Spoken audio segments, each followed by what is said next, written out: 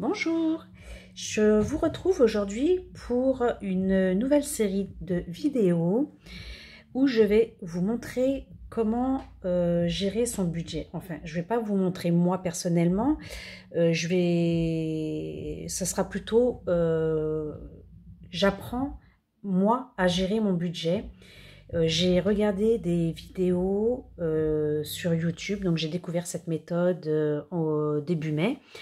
Et donc j'ai regardé des vidéos, beaucoup de youtubeuses font des vidéos sur cette méthode, comment faire pour gérer son budget. Voilà, donc moi j'ai eu envie de me lancer dans cette aventure.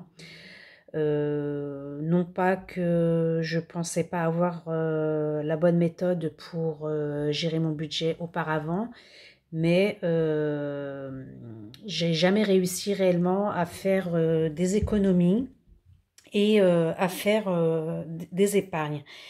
Donc voilà, le principal pour moi était que qu'on ait le loyer de payer, qu'on ait à manger tous les jours et qu'on puisse vivre vraiment un minimum, voilà. Et bon, ce qui fait que je me retrouvais quand même régulièrement à découvert.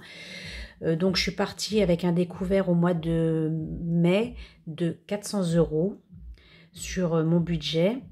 En plus, j'ai eu un changement de situation, je me retrouve au chômage, donc avec des revenus beaucoup moins élevés.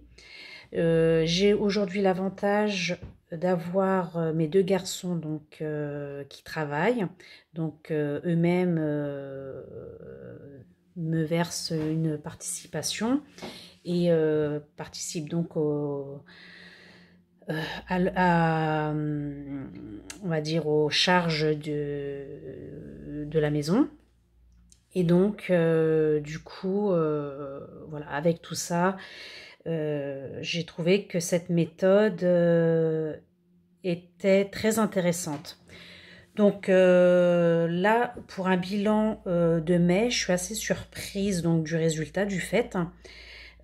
D'autant plus que du coup, c'était mon premier mois où je touchais mes indemnités chômage qui m'ont été versées que au 18 mai.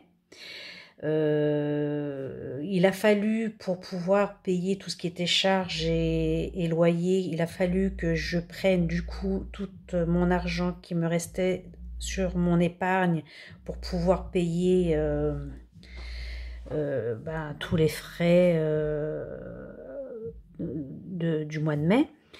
Et en fait, aujourd'hui, je me retrouve donc sans aucune épargne. J'aurai la possibilité bien sûr de pouvoir les remettre, mais dans les médias ça va pas être possible parce que en plus dans tout ça, c'est que je me retrouve du coup en arrêt maladie et que le chômage passé 15 jours d'arrêt ne paye plus. C'est la Sécu qui paye. Du coup, je vais toucher encore beaucoup moins de revenus et cela va pas arranger donc mes finances. J'ai bon espoir de pouvoir, avec cette méthode, de pouvoir épargner et de remettre de côté l'argent que j'ai pris au mois de mai, et puis de pouvoir en mettre un peu plus du coup chaque mois. Donc là, ce qu'on va faire, je vais vous expliquer un petit peu le bilan pour moi du mois de mai. Donc bon, mes revenus n'ont pas été très importantes, hein. J'avais pas beaucoup de revenus, donc du coup il a fallu que je fasse avec le restant qui restait à devoir mettre dans les enveloppes. Je sais pas là si je suis assez claire sur ce principe, mais en fait voilà, je crois que j'avais à peu près 300 € à mettre dans, à dispatcher dans les enveloppes. Donc j'avais une première série d'enveloppes là que j'avais fait sur le mois de mai. Bon, bah, du coup, pour l'instant, elles ne me serviront pas et pour la plupart, elles ne m'ont pas servi puisque habillement, j'ai pas mis dedans d'espèces. J'ai juste fait un achat sur Amazon de 26,99 €. Voilà, j'avais prévu de mettre 20 €. Donc déjà là, j'avais dépassé mon budget. Donc, j'ai pas mis d'espèces dans cette enveloppe. Ici, bah, pour les fêtes, c'était pareil. Il y a quand même eu des choses que je vais essayer de cacher du coup, parce que j'ai quand même offert au mois de mai, il y avait la naissance de mon petit-neveu. Et du coup, pareil, j'ai mis, ça a été des achats par CB. Alors, celle-ci, on va y revenir après. Ici, dans les épargnes, j'ai quand même réussi à y déposer 10 €. Alors, je ne sais pas par quel miracle, mais quand j'ai refait mes calculs, je me suis retrouvée avec 10 € en trop. Donc, du coup, je les ai mis dans cette enveloppe-là. Donc, celle-ci aussi, je vais la laisser là. Beauté, ben, j'ai pas pu, je prévois de faire un coiffeur, mais pour le moment, ça va pas être possible. Donc, du coup, dans cette enveloppe, elle ne m'a pas servi. Maison, ici, j'ai fait des achats également. J'avais prévu de mettre 20 € et j'ai fait plus de 30 € d'achat. Mais c'est par CB toujours. Voilà. Anniversaire également. Donc là, pareil, je ne vais pas vous montrer parce que du coup, comme on avait des anniversaires, j'avais des anniversaires sur le mois de mai. J'avais prévu pareil de l'argent qui a été distribué. Hygiène et entretien, là, c'est des achats que je fais par une vendeuse VDI. Donc du coup, c'est pareil, c'est des achats via mon compte PayPal que je rembourse. Donc ça a été payé avec mes ventes Vinted et autres ventes que je fais et que je récupère sur mon compte PayPal. Donc, fonds de secours, bah, cette enveloppe ne m'a pas servi également parce que je n'ai pas pu y mettre d'argent pour ce mois-ci, donc le mois de mai. Mon chien Haribo, j'avais prévu également de faire des petits achats. Donc là, j'ai dépensé à peine 10 €. Donc, il y a eu plus de 5 € en espèces et le reste en CB. Ici, santé, ben, j'ai rien dépensé en santé. J'ai été prise en charge pour le moment pour tout ce qui est soins médicaux suite à mon opération de mon kyste sur le doigt. Et bah, alors là, ça a été au niveau alimentation, du coup, cette enveloppe qui m'a beaucoup servi. Je prévoyais d'y mettre 180 €, mais le budget a été dépassé de peu plus de 250 peut-être € en espèces. Donc voici pour le mois de mai. Donc là, on a dit que j'avais réussi à mettre 10 € ici en mai. Et le défi 5 €. Alors du coup, comme j'ai changé d'enveloppe, j'ai tout rebasculé ici dans mes enveloppes. Donc ici, on a un dépôt de 15 € dans cette enveloppe-là. J'ai réussi à récupérer 3 billets. J'ai pas clôturé le mois de mai, je sais pas, je vais peut-être le faire avec vous sur une vidéo précédente. Donc du coup, celle-ci, ça sera la vidéo explicative un peu de mon fonctionnement. Donc ici, j'ai réussi à y mettre 15 €. Après, j'avais l'enveloppe jour férié où j'ai réussi à y mettre 23 €. Pareil.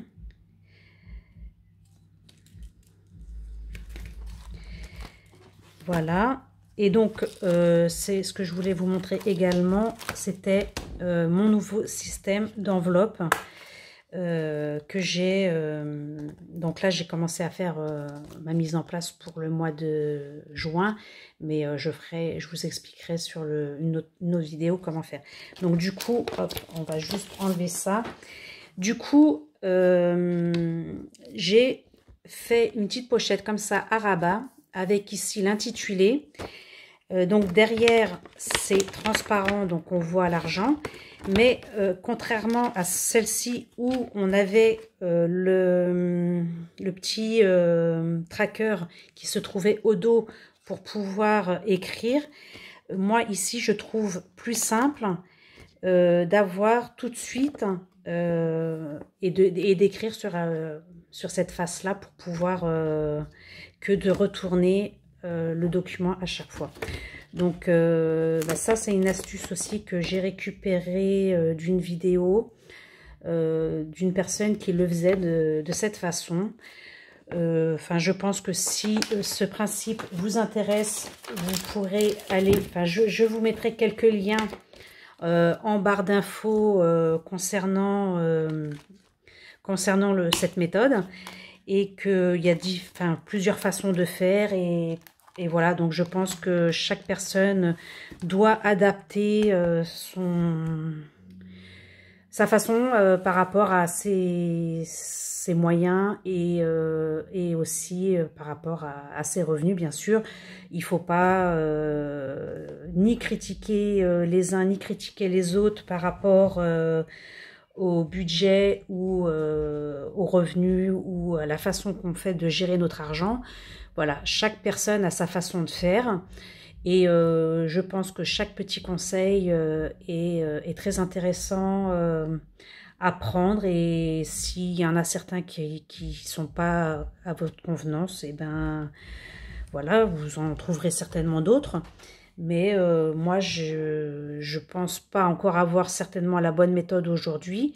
Mais je suis presque sûre que c'est une méthode qui fonctionne, parce que donc là où je voulais en venir surtout, c'est que je me retrouve donc enfin je suis partie avec un découvert de 400 €, mais je me retrouve donc aujourd'hui avec bien sûr un peu plus de 400 € sur mon compte aujourd'hui, et donc plus à découvert.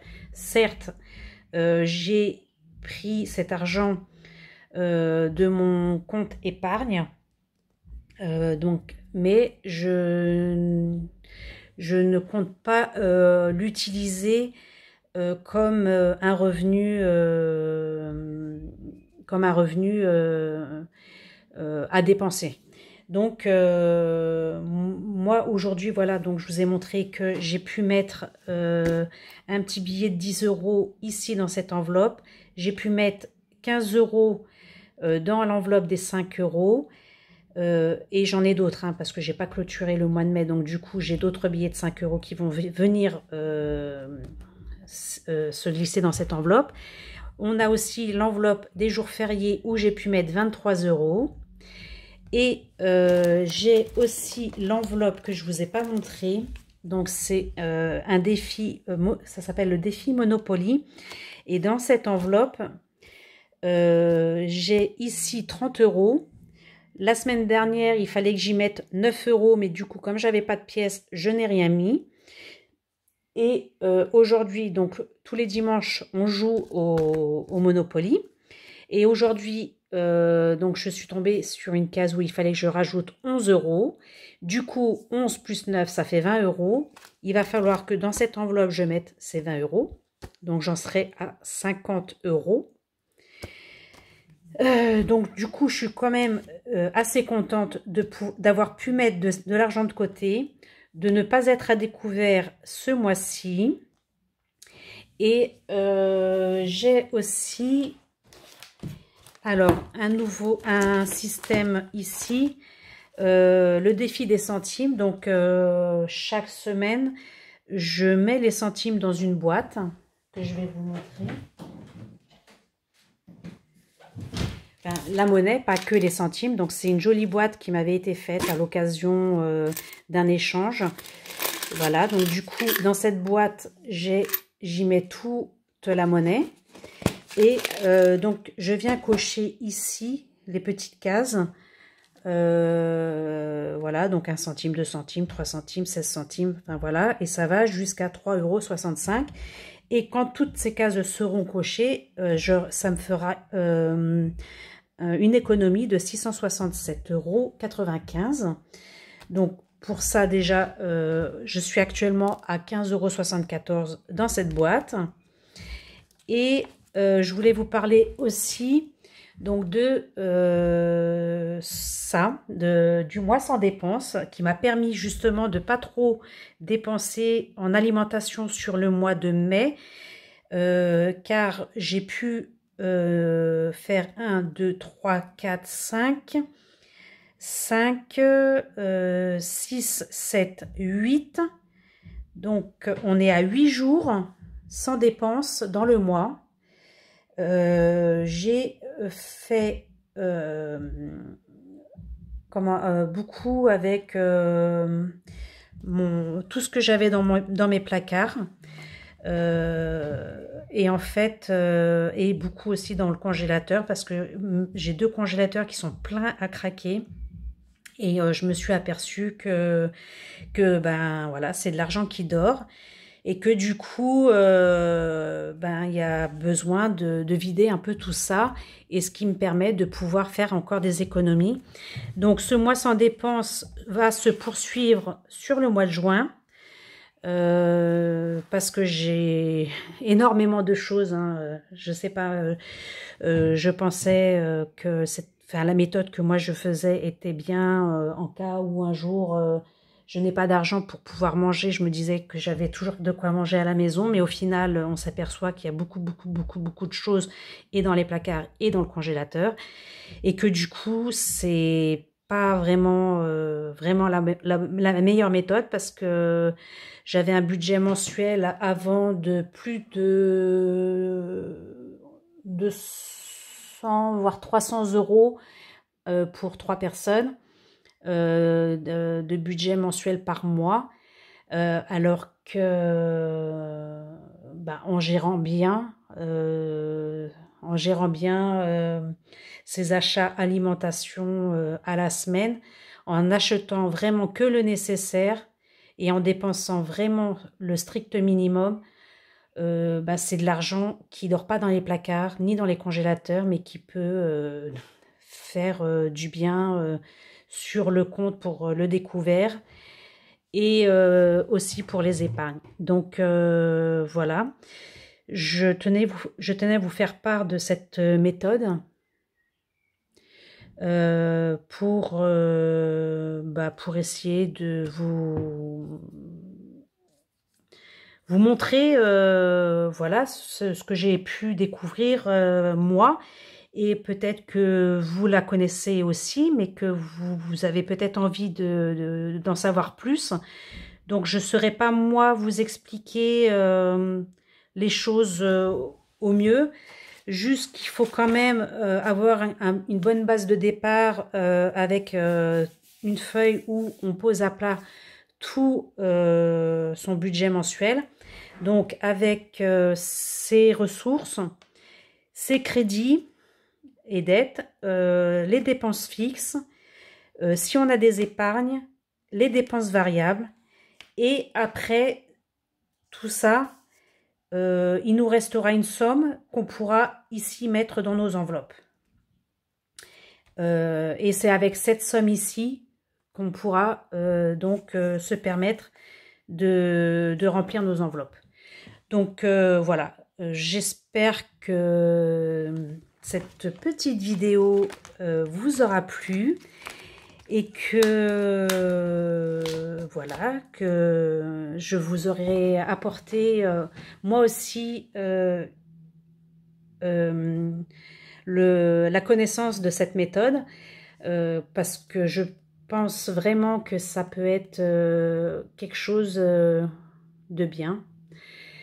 Si vous le tentez, ben, n'hésitez pas à me laisser un commentaire, me dire ce que vous en pensez, et dans tous les cas, je vais vous mettre en barre d'infos des liens qui vous ramèneront vers, voilà, vers des youtubeuses qui vous expliqueront mieux que moi la façon de faire. Voilà. Ben écoutez, je vous dis à très bientôt. Je reviendrai vers vous pour clôturer donc ce mois de mai et faire remplir mes enveloppes pour le mois de juin. Et voilà, donc en attendant, je vous souhaite une bonne fin de journée. Aujourd'hui, on est dimanche. Le beau temps commence à arriver pour, je pense, pour un peu tout le monde.